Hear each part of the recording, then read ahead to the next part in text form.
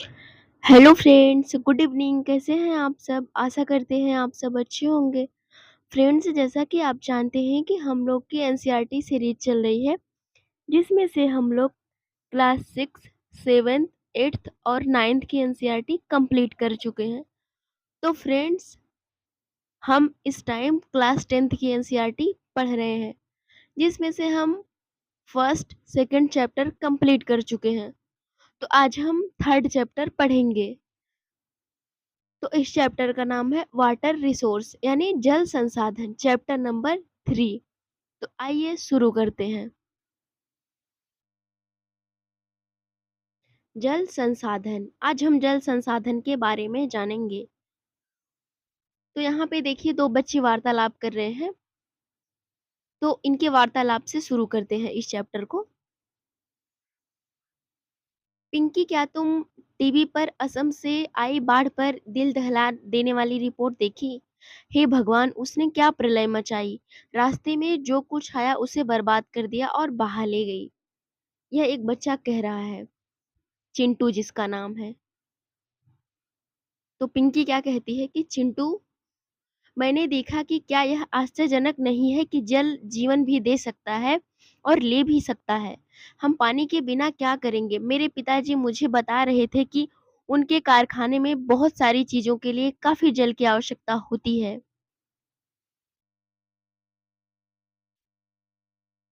काफी जल की आवश्यकता होती है। क्या तुम जानते हो कि मशीनों को ठंडा करने के लिए भी जल की आवश्यकता होती है? कारखाना भी जल विद्युत संयंत्र द्वारा पैदा की हुई बिजली से चलता है। अब मैं समझ सकती हूँ कि विभिन्न युगों में मानव नदियों और अन्य जल स्रोतों जैसे झरनों, झीलों, पोखरों और मरुद्यानों के आसपास क्यों बसता था। यानी ये बच्ची को समझ में आ गया कि आखिर जो मानव है वह झरनों, झीलों और पोखरों के किनारे क्यों बसता था, क्योंकि जल संसाधन ही एक ऐसा रिसोर्स था जिससे मानव जिंदा रह सकता था। फसल उगाने के लिए भी पानी की जरूरत, कोई भी चीज करने के लिए पानी की आवश्यकता जरूर पड़ती है। तो चलिए शुरू करते हैं अब आगे से।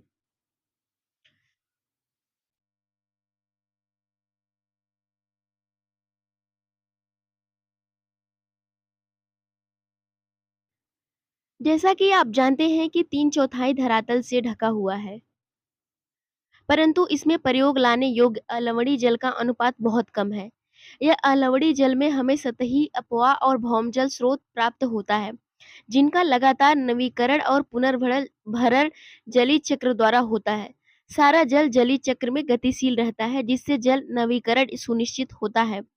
आपको आश्चर्य हो रहा होगा कि जब पृथ्वी का 3/4 भाग जल से घिरा है और जल एक नवीकरणीय योग्य संसाधन है, तब भी विश्व के अनेक देशों और क्षेत्रों में जल की कमी कैसे है। ऐसी भविष्यवाणी क्यों की जा रही है कि 2025 में 20 करोड़ लोग जल की नितांत कमी झेलेंगे, ऐसा कहा जा रहा है। बाकी देखते हैं कि जल दुर्बलता और जल संरक्षण एवं प्रबंधन की आवश्यकता। जल के विशाल भंडार और इसके नवीकरणीय योग्य गुणों के होते हुए यह सोचना भी मुश्किल है कि हमें जल दुर्बलता का सामना करना पड़ सकता है। जैसे ही हम जल की कमी की बात करते हैं तो हमें तत्काल ही कम वर्षा वाले क्षेत्रों या सूखाग्रस्त इलाकों का ध्यान आता है। हमारे मानस पटल पर तुरंत राजस्थान के मरुस्थल और जल से भरे मटके संतुलित करती हुई जल भरने के लिए लंबा रास्ता तय करती पनिहारिनों के चित्र चित्रित हो जाते हैं। यह सच है कि वर्षा में वार्षिक और मौसमी परिवर्तन के कारण जल संसाधनों की उपलब्धता में समय और स्थान के अनुसार विभिन्नता है, परंतु अधिकतया जल की कमी, इसके अतिशोषण, अत्यधिक प्रयोग और समाज के विभिन्न वर्गों में जल के असमान वितरण के कारण होती है। क्या संभव है कि किसी क्षेत्र में प्रचुर मात्रा में जल संसाधन होने के बावजूद वहां जल की दुर्बलता हो, परंतु कई शहर इसके उदाहरण हैं। अतः जल की दुर्बलता अत्यधिक और बढ़ती जनसंख्या और इसके परिणाम स्वरूप जल की बढ़ती मांग और उसके असमान असमान वितरण का परिणाम हो सकता है। जल अधिक जनसंख्या के लिए घरेलू उपयोग में ही नहीं बल्कि अधिक अनाज उगाने के लिए भी चाहिए। अतः अनाज का उत्पादन बढ़ाने के लिए जल संसाधनों का अतिशोषण करके ही सिंचित क्षेत्र बढ़ाया जा सकता है और शुष्क ऋतु में भी खेती की जा सकती है। सिंचित कृषि में जल का सबसे ज्यादा उपयोग होता है। शुष्क कृषि तकनीकों तथा सूखा प्रतिरोधी फसलों के विकास द्वारा अब कृषि क्षेत्र में क्रांति लाने की आवश्यकता है। यहाँ पे देखिए एक सुझाव ही समझ लीजिए इसको, तो इसको पढ़ लेते हैं हम। एक ओ एक ओर इज़राइल जैसे 25 सेंटीमीटर औसत वार्षिक वर्षा क्षेत्र में जल का कोई अभाव नहीं है, तो दूसरी ओर 114 सेंटीमीटर औसत वार्षिक वर्षा वाले प्रतिवर्ष हमारे देश में प्रतिवर्ष किसी न किसी भाग में सूखा पड़ता है। जल की उपलब्धता और उसके स्वरूप के अनुसार समुचित जल प्रबंधन न होने के कारण ही वर्षा का जल नदी तालाबों में तेजी से बहकर समुद्र में चला जाता है, जिससे वर्षा के बाद के लगभग 9 महीने देश के लिए पानी की कमी के होते हैं। यही मूल कारण है देश में जलीय अभाव अभाव जिसे हम जलीय अभाव जिसे हम उचित प्रबंधन के द्वारा नियंत्रित कर सकते हैं। अगर हमें जल की जो कमी है उसकी पूर्ति करने के लिए जो जल प्रबंधन की व्यवस्था है उसको अच्छी तरीके से सुदृढ़ करना चाहिए। या इससे हमें सुझाव मिलता है। चलिए अब आगे देखते हैं।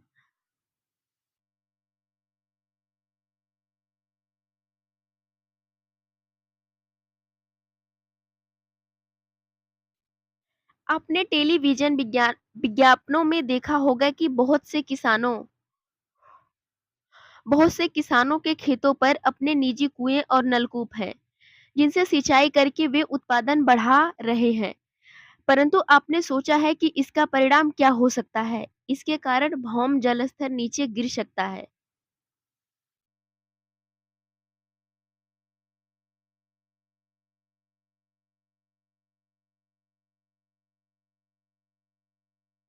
इसके कारण भौम जल स्तर नीचे गिर सकता है और लोगों के लिए जल की उपलब्धता में कमी हो सकती है और भोजन सुरक्षा खतरे में पड़ सकती है। स्वतंत्रता के बाद भारत में तेजी से औद्योगिकरण और शहरीकरण हुआ। विकास के अवसर प्राप्त हुए। आजकल हर जगह बहुराष्ट्रीय कंपनियां बड़े औद्योगिक घरानों के रूप में फैली हैं। उद्योगों की बढ़ती हुई संख्या के कारण अलवड़ी जल संसाधनों पर दबाव बढ़ रहा है।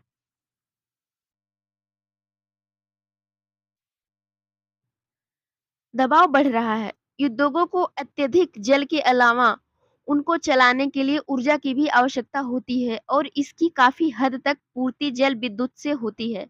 इसके अलावा शहरों की बढ़ती संख्या और जनसंख्या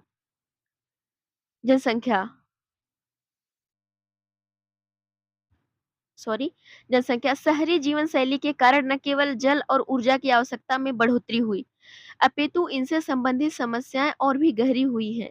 यदि आप शहरी आवास समितियों या कॉलोनियों पर नजर डालें तो आप पाएंगे कि उनके अंदर जल पूर्ति के लिए नलकूप स्थापित किए गए हैं। इनमें कोई आश्चर्य नहीं है कि शहरों में जल संसाधनों का अतिशोषण हो रहा है और इनकी कमी होती जा रही है। अब आगे देखते हैं। क्या आप जानते हैं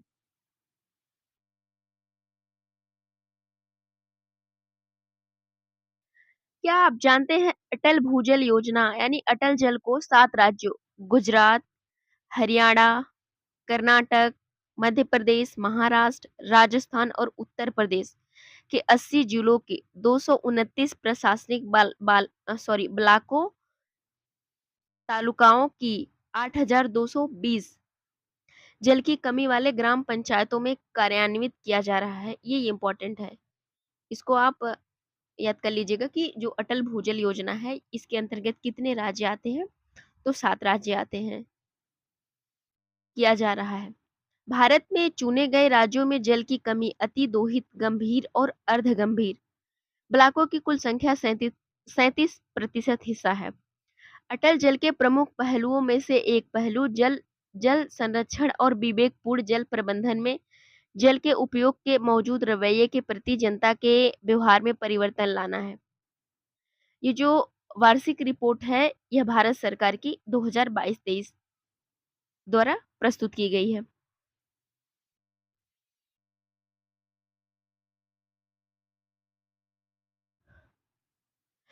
अभी तक हमने जल दुर्बलता के मात्रात्मक पहलू की बात की है।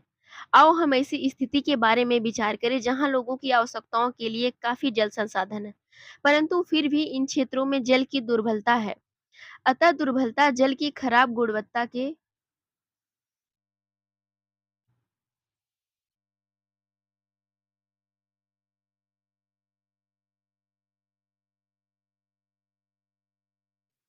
के कारण हो सकती है। पिछले कुछ वर्षों से यह चिंता का विषय बनता जा रहा है। लोगों की आवश्यकता के लिए प्रचुर मात्रा में जल उपलब्ध होने के बावजूद यह घरेलू और औद्योगिक अपशिष्टों, रसायनों, कीटनाशकों और कृषि में प्रयुक्त उर्वरकों द्वारा प्रदूषित और मानव उपयोग के लिए खतरनाक है। भारत सरकार ने जल जीवन मिशन जेजेएम जल जीवन मिशन की घोषणा करके ग्रामीण क्षेत्रों में रहने वाले लोगों के लिए जीवन की गुणवत्ता में सुधार लाने के लिए विशेष रूप से जीवन यापन को आसान बनाने की सर्वोच्च प्राथमिकता दी है। जल जीवन मिशन का लक्ष्य है प्रत्येक ग्रामीण परिवार को लंबी अवधि के आधार पर नियमित रूप से प्रति व्यक्ति 55 लीटर की सेवा स्तर पर पीने योग्य पाइप के पानी की आपूर्ति सुनिश्चित करने में सक्षम बनाना है। यह है आर्थिक सर्वेक्षण 2020-21, यानी यह बात कही गई है आर्थिक सर्वेक्षण में। आपने अनुभव कर लिया होगा कि समय की मांग है कि हम अपने जल संसाधनों का संरक्षण और प्रबंधन करें, स्वयं को स्वास्थ्य संबंधी खतरों से बचाएं। खाद्यान्न सुरक्षा अपनी आजीविका और उत्पादन क्रियाओं की निरंतरता को सुनिश्चित करे। हमारे प्राकृतिक परितंत्रों को निम्नीकृत यानी डिग्रेडेशन होने से बचाएं। जल संसाधनों के अतिशोषण और कुप्रबंधन से इन संसाधनों का ह्रास हो सकता है और पारिस्थितिक संकट की समस्या पैदा हो सकती है, जिसका हमारे जीवन पर गंभीर प्रभाव हो सकता है। अब हम बहुउद्देशीय नदी परियोजनाएं और समन्वित जल संसाधन प्रबंधन के बारे में पढ़ते हैं।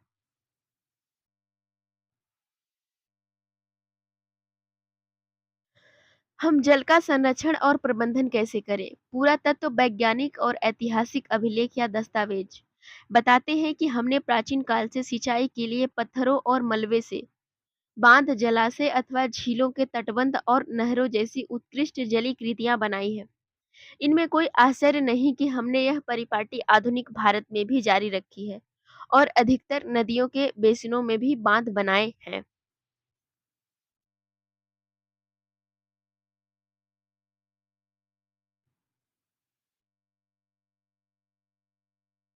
अब यहाँ बात करते हैं प्राचीन भारत में जलीय कृतियां।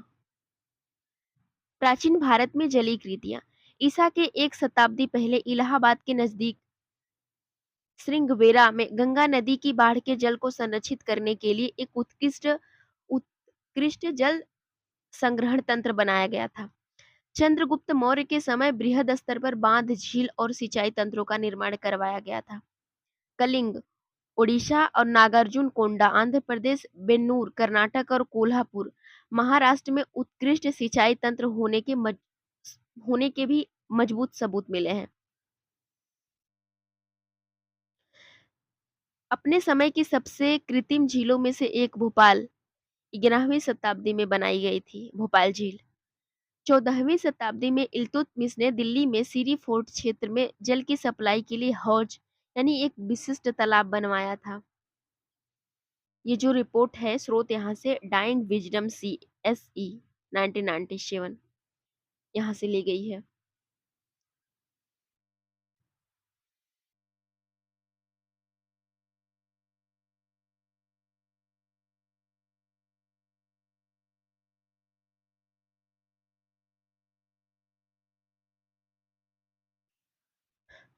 बांध क्या है और वे हमें जल संरक्षण और प्रबंधन में कैसे सहायक है, यानी आज हम अब इसको देखते हैं कि बांध क्या होते हैं और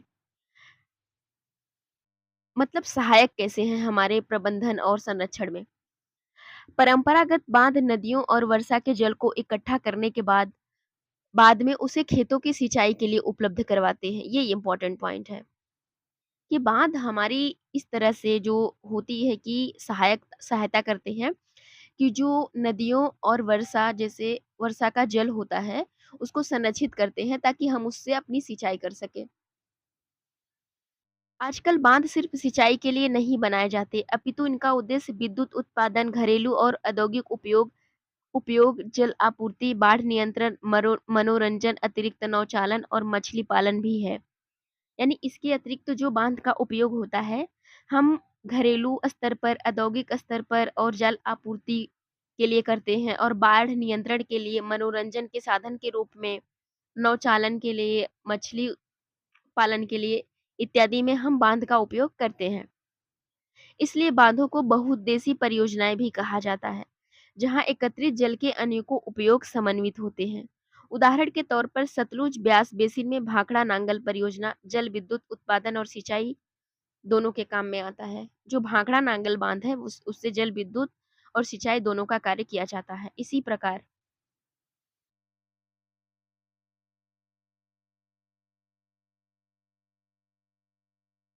इसी प्रकार महानदी बेसिन में हीराकुंड परियोजना जल संरक्षण और बाढ़ नियंत्रण का समन्वय है।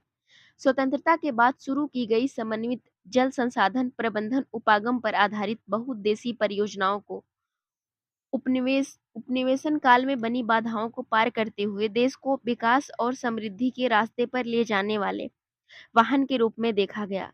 जवाहरलाल नेहरू ने गर्व से बांधों को आधुनिक भारत के मंदिर मंदिर कहा करते थे। उनका मानना था कि इन परियोजनाओं के चलते कृषि और ग्रामीण अर्थव्यवस्था, औद्योगिकरण और नगरीय अर्थव्यवस्था समन्वित रूप से विकास करेंगी। यहाँ पे दिया गया था, इसको देखते हैं। बांध बहते जल को रोकने, दिशा देने, बहाव कम करने के लिए खड़ी की गई बाधा है जो आमतौर पर जलाशय, झील अथवा जल भरण बनाती है। बांध का अर्थ जलाशय से लिया जाता है, न कि इसके ढांचे से। अधिकतर बांधों में एक सॉरी सॉरी ढलवा हिस्सा होता है, जिसके ऊपर से अंदर से जल रुक रुक कर लगातार बहता है। बांधों का वर्गीकरण इसकी संरचना और उद्देश्य या ऊंचाई के अनुसार किया जाता है। संरचना उसमें प्रयुक्त पदार्थों के आधार पर बांधों को लकड़ी के बांध, तटबंध बांध या पक्का बांध के अलावा कई उप वर्गों में बांटा जा सकता है। ऊंचाई के अनुसार बांधों को बड़े बांध और मुख्य बांध और नीचे बांध, मध्यम बांध और उच्च बांधों में वर्गीकृत किया जा सकता है।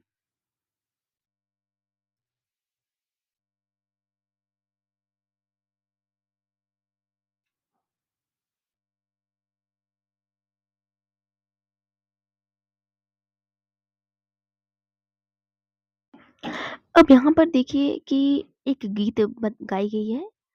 इस गीत को लोकप्रिय जैसे भादु गीत दामोदर घाटी में गाया जाता है, जो शोक की नदी कही जाने वाली दामोदर नदी में बाढ़ के दौरान आने वाली समस्याओं का वर्णन करता है। तो ये कोई इम्पोर्टेंट नहीं है, हमें इम्पोर्टेंट जो है उसी को पढ़ना है। तो चलिए अब आगे देखते हैं।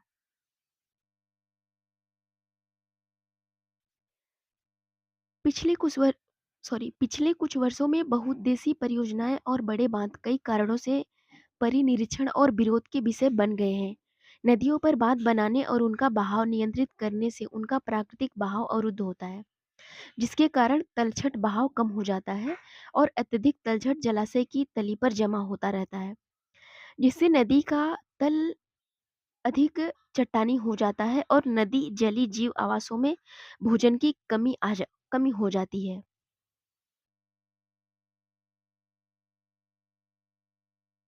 भोजन की कमी हो जाती है। बांध नदियों को टुकड़ों में बांध देते हैं, जिससे विशेषकर अंडे देने की ऋतु में जलीय जीवों का नदियों में स्थानांतरण अवरुद्ध हो जाता है अवरुद्ध हो जाता है।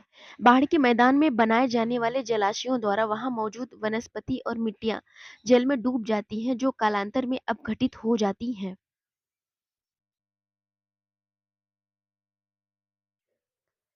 सिंचाई ने कई क्षेत्रों में फसल प्रारूप परिवर्तित कर दिया है, जहां किसान जल गहन और वाणिज्य फसलों की ओर आकर्षित हो रहे हैं।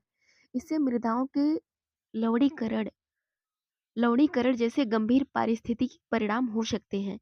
प्रधानमंत्री कृषि सिंचाई योजना देश के सभी कृषि कृषि खेतों के लिए सुरक्षात्मक सिंचाई के कुछ साधनों तक पहुंच सुनिश्चित करती है, जिससे वांछित ग्रामीण समृद्धि आती है।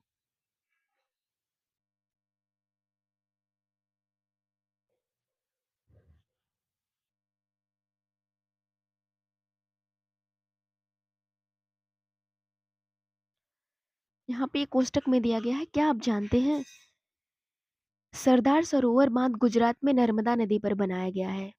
यह भारत की एक बड़ी जल संसाधन परियोजना है, जिनमें 4 राज्य महाराष्ट्र, मध्य प्रदेश, गुजरात, राजस्थान सम्मिलित हैं। सरदार सरोवर परियोजना सूखाग्रस्त और मरुस्थलीय भागों की जल को आव- जल जल को आवश्यकता को पूरा करेगी। सरदार सरोवर परियोजना गुजरात के 15 जिलों की 3,112 गांवों की 18.45 लाख हेक्टेयर क्षेत्र में सिंचाई सुविधा प्रदान करेगी। इससे राजस्थान के सामरिक महत्व के रेगिस्तानी जिलों बाड़मेर और जालौर के 2,46,000 हेक्टेयर की सिंचाई भी होगी। महाराष्ट्र के आदिवासी पहाड़ी इलाके में लिफ्ट के माध्यम से 37,500 हेक्टेयर भूमि की सिंचाई होगी। गुजरात में लगभग 75% कमांड क्षेत्र सूखा प्रवण है, जबकि राजस्थान में संपूर्ण कमांड क्षेत्र सूखा प्रवण है। सुनिश्चित जल की उपलब्धता जल ही इस क्षेत्र को सूखारोधी बना देगी। चलिए अब आगे देखते हैं।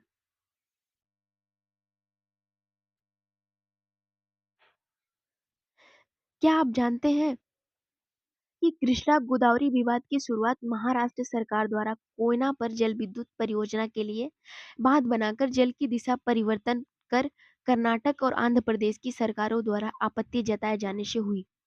इन राज्यों में पड़ने वाले नदी के निचले हिस्से में जल प्रवाह कम हो जाएगा, कृषि और उद्योग पर विपरीत असर पड़ेगा। अब यहाँ पे है प्रधानमंत्री कृषि सिंचाई योजना, इसको देख लेते हैं। प्रधानमंत्री कृषि सिंचाई योजना, इस कार्यक्रम के कुछ व्यापक उद्देश्य हैं, जैसे खेत में पानी की वास्तविक उपलब्धता को बढ़ाना और सुनिश्चित सिंचाई, हर खेत को पानी के तहत बुआई योग्य क्षेत्र का विस्तार करना, अपव्यय को कम करने और अवधि और सीमा दोनों में उपलब्धता बढ़ाने के लिए खेत में पानी के उपयोग की दक्षता में सुधार करना, सिंचाई और अन्य जल बचत प्रौद्योगिकियां, प्रति बूंद अधिक फसल और सतत जल संरक्षण प्रणालियों का अपनाना आदि। नदी परियोजनाओं पर उठी अधिकतर आपत्तियां उनके उद्देश्यों में विफल हो जाने पर है। यह एक विडंबना ही है जो कि बांध जो कि बांध बाढ़ नियंत्रण के लिए बनाए जाते हैं। उनके जलाशयों में तलछट जमा होने से वे बाढ़ आने का कारण बन जाते हैं। अत्यधिक वर्षा होने की दशा में तो बड़े बांध भी कई बार बाढ़ नियंत्रण में असफल रहते हैं। इन बाढ़ों से न केवल जान और माल का नुकसान होता है, अपितु बृहद स्तर पर मृदा अपरदन भी होता है। बांध के जलाशय पर तलछट जमा होने का अर्थ यह भी है कि यह तलछट, जो कि एक प्राकृतिक उर्वरक, बाढ़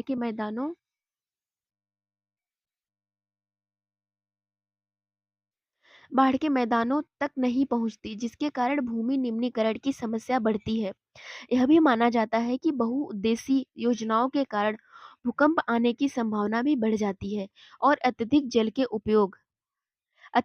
के उपयोग से जल जनित बीमारियां, फसलों में कीटाणु जनित बीमारियां और प्रदूषण फैलते हैं। अब यहाँ पे वर्षा जल संग्रहण की बात करते हैं। वर्षा जल संग्रहण, बहुत से लोगों का मानना है कि बहुउद्देशीय परियोजनाओं के अलाभप्रद असर और उन पर उठे विवादों के चलते वर्षा जल संग्रहण तंत्र इनके सामाजिक, आर्थिक और पारिस्थितिक तौर पर व्यवहारिक विफल हो सकते हैं।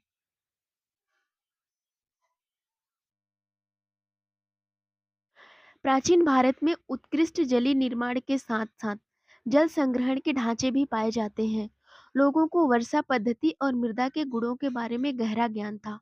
उन्होंने स्थानीय पारिस्थितिकी परिस्थितियां और उनकी जल आवश्यकता अनुसार वर्षा जल, भौम जल, नदी जल और बाढ़ जल संग्रहण के अनेक तरीके विकसित कर लिए थे।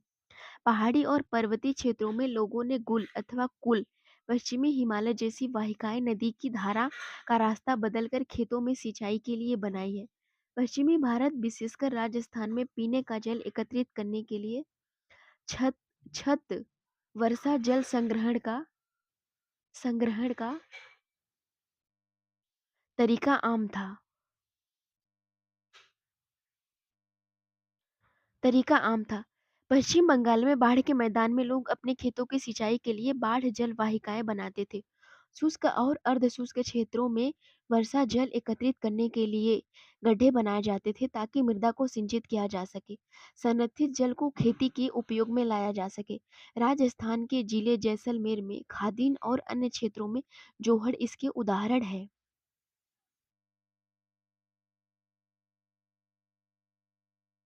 राजस्थान के अर्ध शुष्क और शुष्क क्षेत्रों में विशेषकर बीकानेर, फलोदी और बाड़मेर में लगभग हर घर में पीने का पानी संग्रहित करने के लिए भूमिगत टैंक अथवा ढाका हुआ था।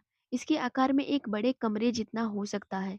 फलोदी में एक घर में 6.1 मीटर गहरा और 4.27 मीटर लंबा और 2.44 मीटर चौड़ा टांका था। टांका या सुविकसित छत वर्षा जल संग्रहण तंत्र का अभिन्न हिस्सा होता है, जिसे मुख्य घर या आंगन में बनाया जाता था। वे घरों की ढलवा छतों से पाइप द्वारा जुड़े थे और छत से वर्षा का पानी इन नलों से होकर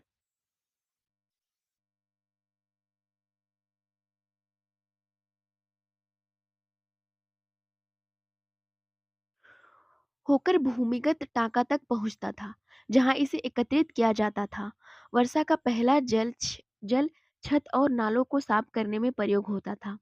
उसे संग्रहित नहीं किया जाता था। इसके बाद होने वाली वर्षा का जल संग्रहण किया जाता था। टांका में वर्षा जल जल अगली वर्षा ऋतु तक संग्रहित किया जा सकता है।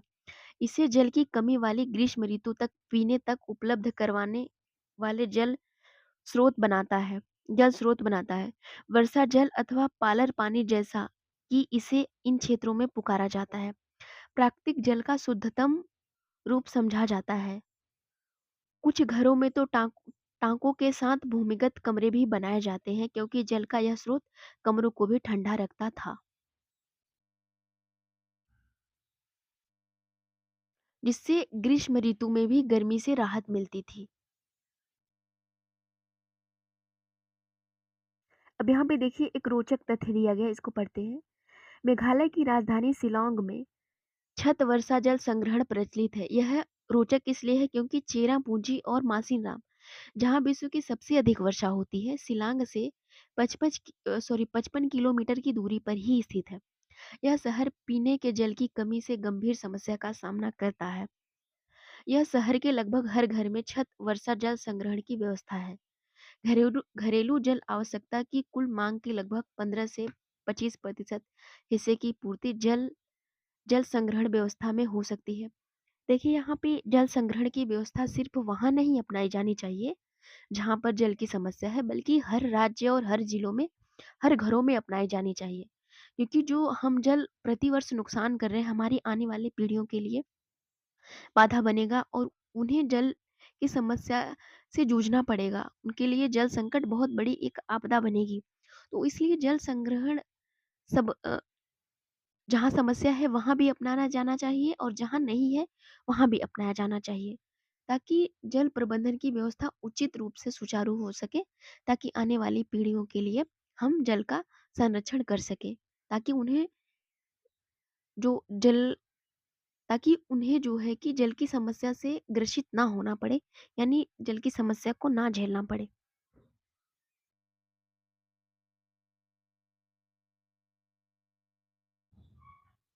यहाँ पे जितना हमने पढ़ा वहाँ पे इस माध्यम से दर्शाया गया था कि यहाँ से जो आता था पाइप लगी होती तो यहाँ पे निकलता था पानी नल के माध्यम से।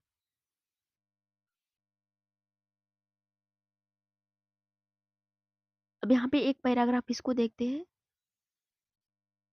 यह दुख की बात है कि आज पश्चिमी राजस्थान में छत वर्षा जल संग्रहण की रीति इंदिरा गांधी नहर से उपलब्ध बारहमासी पेयजल के कारण कम होती जा रही है। हालांकि कुछ घरों में टांकों की सुविधा अभी भी है, क्योंकि जल नल के पानी का स्वाद पसंद नहीं है। सौभाग्य से आज भी जल भारत के कई ग्रामीण और शहरी क्षेत्रों में जल संरक्षण और संग्रहण का यह तरीका प्रयोग में लाया जा रहा है। कर्नाटक में मैसूरू जिले में स्थित एक सुदूर गांव गुंडाथूर में ग्रामीणों ने अपने घर में जल आवश्यकता पूर्ति हेतु छत वर्षा संग्रहण की व्यवस्था की हुई है।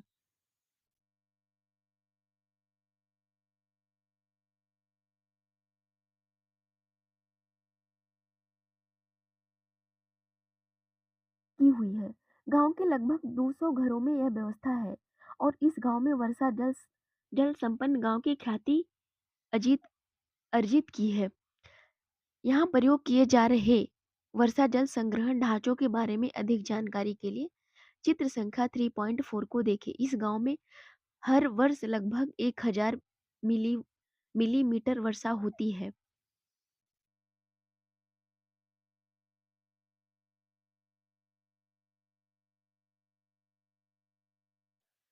वर्षा होती है और 10 भराई के साथ यहाँ संग्रहण संग्रहण दक्षता 80% है।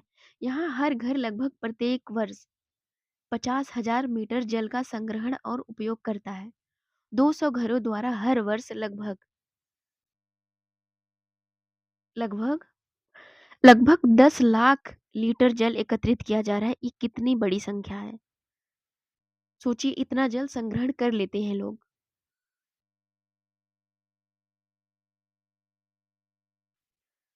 अब यहाँ पे देखिए, यहाँ पे एक पैराग्राफ छूट गया था। इसको हम देख लेते हैं कि इस माध्यम से व्यवस्था की गई थी। अभी जो हमने पढ़ा, तो देखिए हर घर में यहाँ पे जल वर्षा जल संग्रहण के लिए बनाया गया था। अब यहाँ पे देखिए कि बांस की जो ड्रिप सिंचाई प्रणाली होती है वह क्या होती है।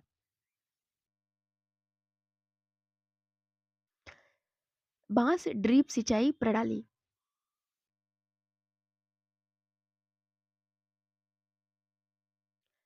मेघालय में नदियों व झरनों के जल को बांस द्वारा बनाए गए पाइप द्वारा एकत्रित करके 200 वर्ष पुरानी विधि प्रचलित है।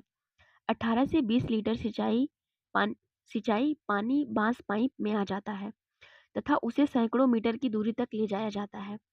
अंत में पानी का बहाव 20 से 80 बूंद प्रति मिनट तक घटाकर पौधे पर छोड़ दिया जाता है।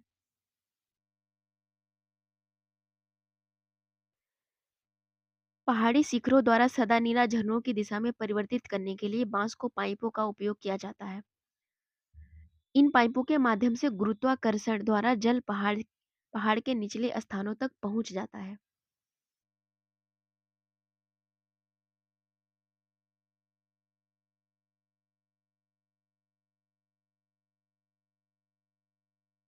चित्र संख्या 2 और 3। बांध से निर्मित चैनल से पौधों के स्थान तक जल का बहाव परिवर्तित किया जाता है। पौधे तथा बांस पाइप से बिछाई गई विभिन्न जल शाखाओं में जल वितरित किया जाता है। पाइपों में जल प्रवाह इसकी स्थितियों में परिवर्तन करके नियंत्रित किया जाता है। यहाँ पे देखते हैं चौथा। यदि पाइपों को सड़क पार ले जाना है तो उन्हें भूमि पर ऊंचाई से ले जाया जाता था। यानी सड़क के ऊपर ऊपर से ले जाया जाता था। यहाँ पे संकुचित किए किए हुए चैनल सेक्शन और पथांतरण इकाई जल सिंचाई के अंतिम चरण में प्रयुक्त की जाती है। अंतिम चैनल सेक्शन में पौधों की जड़ों के निकट जल गिराया जाता है। यहाँ पे जो बताया गया है यहाँ पे जितना पॉइंट बताया गया है सबका चित्र दिया गया है, तो इसको आप देख लीजिएगा। यहाँ पे एक रोचक तथ्य दिया गया है। तमिलनाडु एक ऐसा राज्य है जहाँ पूरे राज्य में हर घर में छत वर्षा जल संग्रहण ढांचा बनाना आवश्यक कर दिया गया है। इस संदर्भ में दोषी व्यक्ति पर कानूनी कार्यवाही हो सकती है। तो ऐसे कानून हर राज्य में लागू होने चाहिए।